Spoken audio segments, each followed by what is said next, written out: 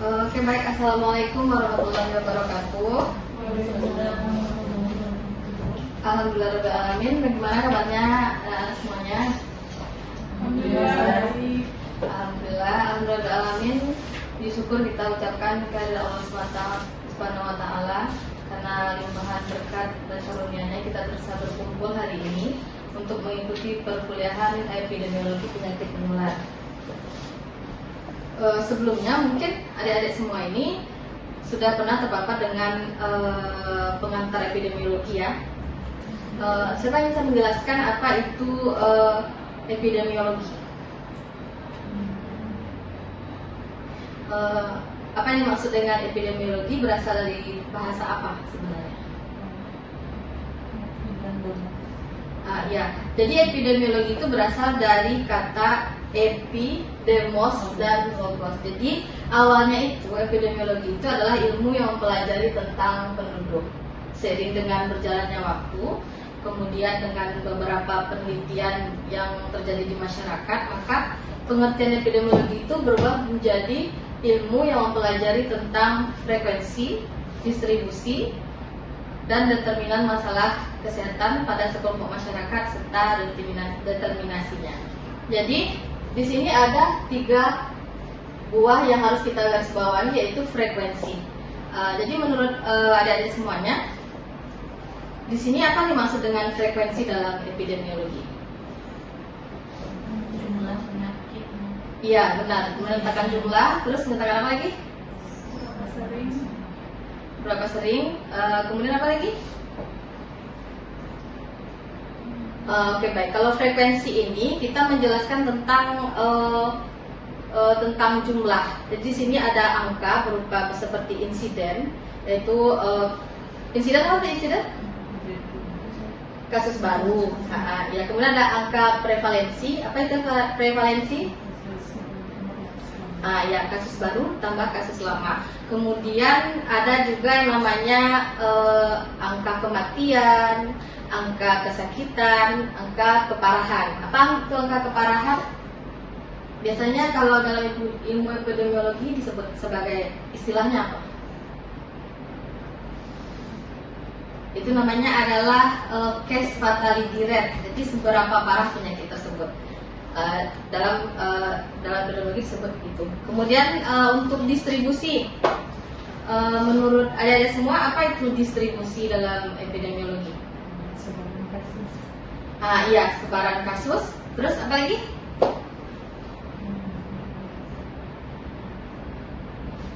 Sebaran kasus ini bisa berupa apa? Seberapa luas dampaknya. Iya, terus? Jadi kalau untuk distribusi itu kita bisa melihat berdasarkan orang, tempat, dan waktu.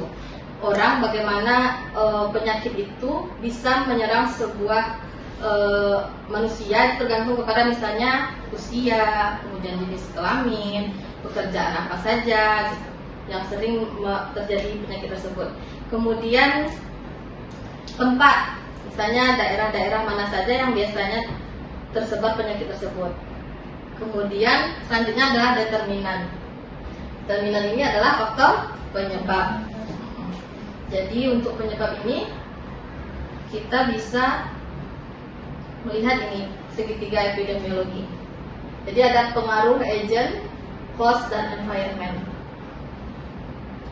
Jadi kita bisa menyimpulkan bahwa penyakit menular adalah penyakit yang dapat ditularkan berpindah dari satu orang ke orang lain baik secara langsung maupun tidak langsung.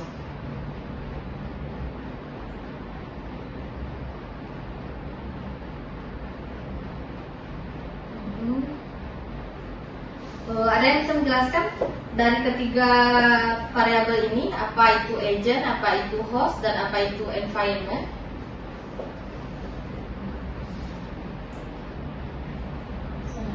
Agent itu adalah faktor penyebab terjadinya suatu penyakit. Iya. Kalau host itu adalah inangnya atau yang terserah, misalnya manusia. Iya. Kalau environment itu dari lingkungan, misalnya dari air, udara, Ya, benar yang disampaikan oleh teman kita bahwasanya agent itu adalah faktor penyebab. Faktor penyebab itu bisa berupa bakteri, virus, kemudian faktor-faktor lainnya. Kemudian sedangkan cause itu biasanya adalah manusia, dan lingkungan, environment itu adalah faktor lingkungan yang mempengaruhinya. Jadi untuk cara penularan itu ada penularan secara langsung dan penularan secara tidak langsung. Kalau tidak langsung ini dia menggunakan media tertentu untuk bisa menularkan penyakit. Ini adalah beberapa contoh media penularan penyakit. Di antaranya adalah yang pertama, waterborne disease. Siapa yang bisa menjelaskan apa contoh penyakit yang ditularkan melalui air atau waterborne disease? Ya betul. Diare merupakan salah satu contoh penyakit yang ditularkan melalui air. Kemudian yang melalui udara contohnya? Ya, ispa. Kemudian TB juga bisa menularkan melalui udara. Kemudian yang selanjutnya adalah yang penularan secara langsung dari orang ke orang tanpa perantara. Apa contohnya?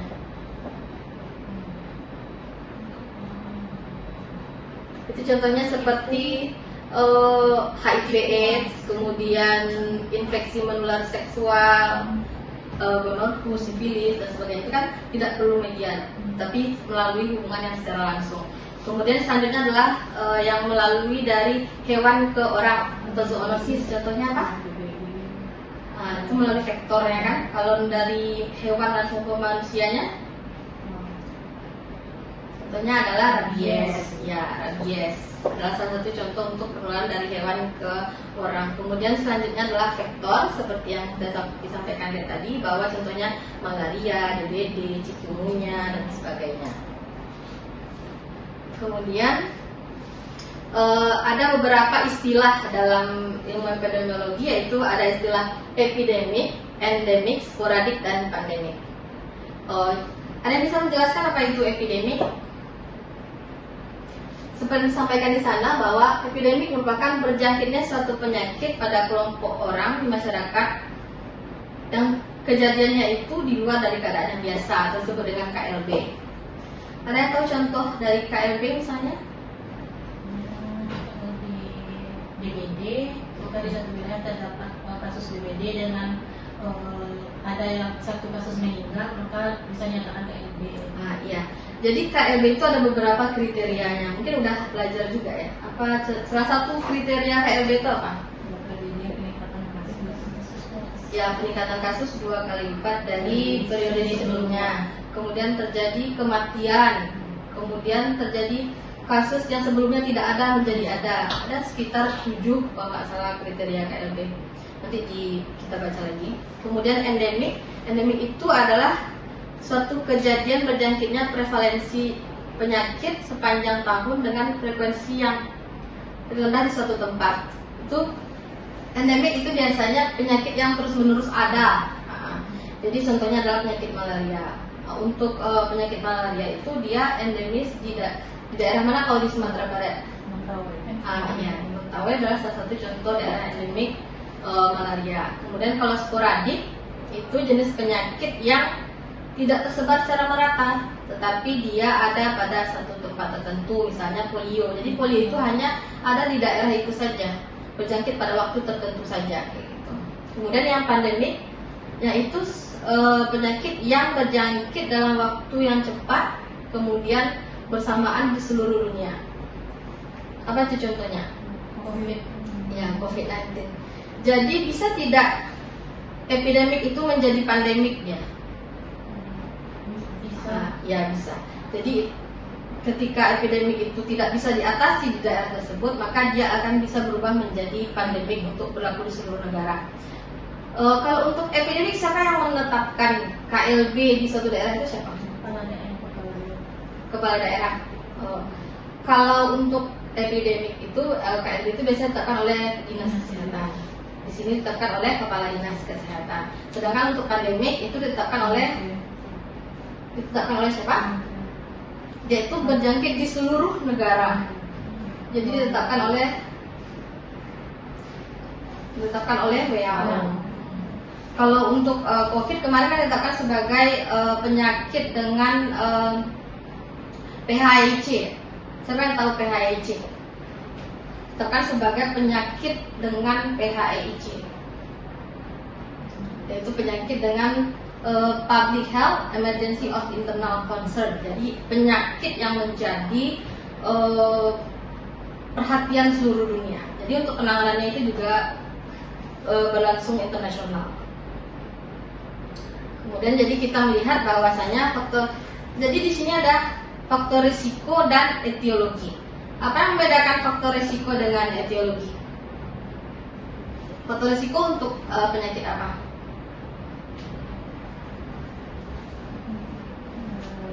Faktor risiko itu untuk istilah pada penyakit tidak menular sebenarnya, seperti hipertensi, DM. Itu apa faktor risikonya? Misalnya suka merokok, dan seperti itu. Kemudian kalau untuk penyakit menular itu namanya etiologi, karena kebanyakan penyakit menular disebabkan oleh bakteri, virus, dan sebagainya. Jadi ada dua etiologi penyakit menular itu yang bisa diintervensi dan yang tidak bisa diintervensi. Untuk tadi kan sudah dijelaskan bahwasanya ada faktor agent, host, dan environment. Dan di sini adalah host. Host itu adalah manusia. Kita melihat bahwasanya ada faktor umur, jenis kelamin, ras, genetik, pekerjaan, status nutrisi, status kekebalan, adat istiadat, gaya hidup, dan psikis. Ini faktor dari agent dari bakteri itu sendiri. Kemudian ada lingkungan fisik, biologis, dan sosial.